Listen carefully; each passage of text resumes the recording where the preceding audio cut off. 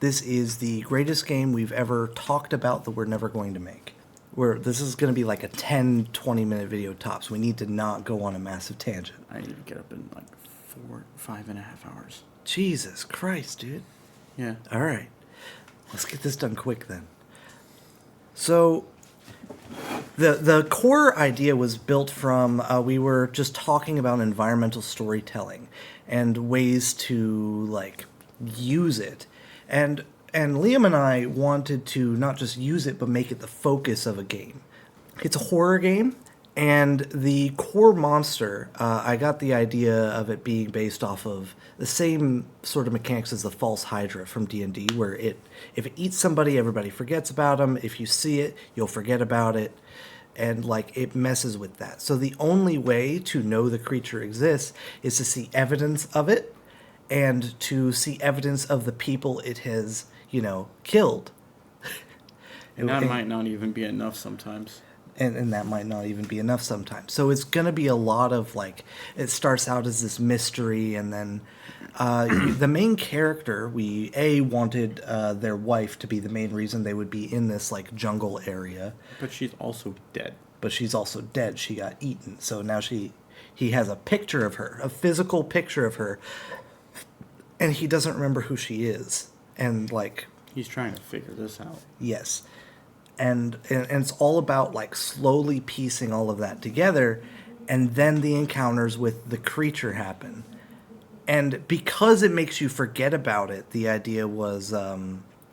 He's an artist, and every time he sees the creature, he has the bright idea after a couple of encounters to start drawing it, but his encounters don't last long enough, or he can't because, he's in danger being around this creature. So he gets like a limb, a hand, or a body part. Mm-hmm. We wanted it to be like this really big, gangly monkey that would just be able to flit through the trees, but also have like a long, almost serpentine tail, so that at some point in the game you would think it's like a snake or something. And then the eyes would be one of the first things that you would see and draw again, so that you would have those moments where it just locks eyes with you and you can actually see the eyes. Because that's the thing, this whole creature gets blurred out of your vision by the magic that deletes memory, except the parts that you've drawn.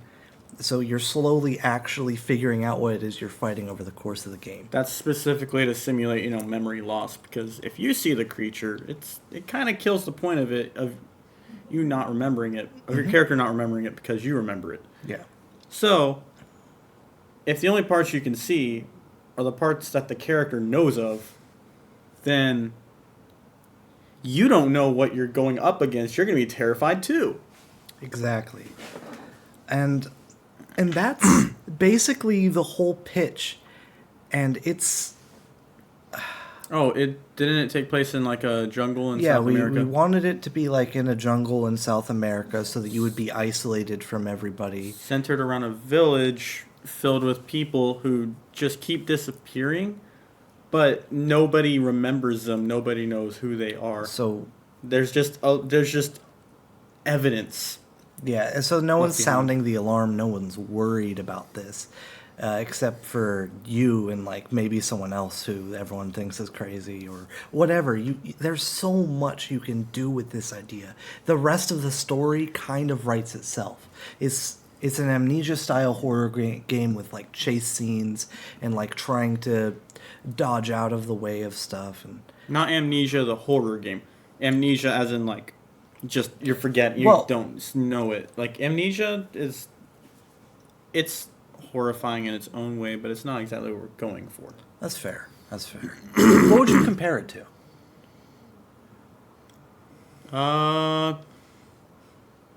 Dead Space, kind of. Maybe. The chase scene's gonna be something like out of an action game with with quick time events, but or a parkour system. A parkour system? Mm-hmm. Maybe, but that feels like it. That feels like it would give the player too much control over what they do in the environment, so it would be a little less horrifying.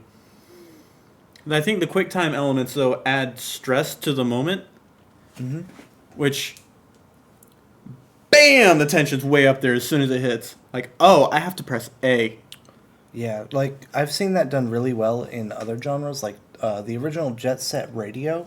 It had like this complicated event, QuickTime thing that you had to do to tag buildings while you were being chased by police. So your objective was to tag all these buildings with like the spray paint, and you're flying around the environment on rollerblades.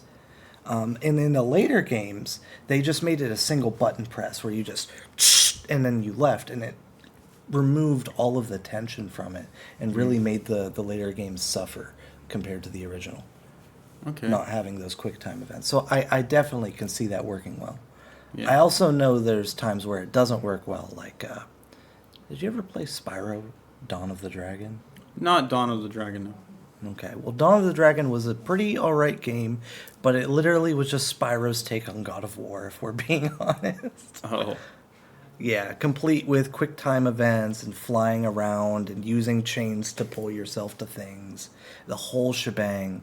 Giant, ridiculous monsters that you're climbing up. Anyways, we're off on a tangent now, which means it's time to cut the video. You can make this game. We won't. Battalion Games LLC will not make this game, at least not in the next 20 years. Yeah, make scary sloth monkey snake tail monster with giant limbs that reach down from the canopy and everyone's like, "Oh, what the fuck? Oh, wait. Why were we scared? Exactly. Anyways. Why are we scared? I don't know." All right. And then the dissonance eventually fades and they don't even remember being afraid. Yeah. And like yeah. So, please make this game. It's awesome. It's too good. It's too In my good for it opinion. just to sit around in our heads, Yeah. Yeah. Peace. You go to sleep.